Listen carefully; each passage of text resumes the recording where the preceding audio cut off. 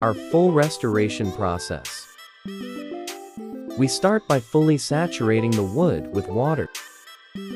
Next, we mix and spray our wood cleaner on the wood, and then we let it dwell for a suitable amount of time.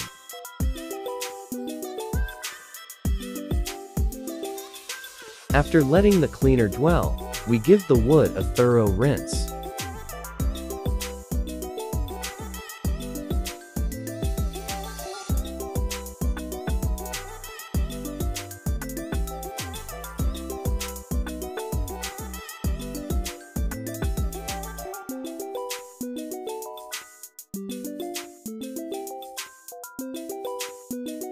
Now, it's time to mix and spray our wood brightener on the wood, and allow it to dwell as it neutralizes and brightens.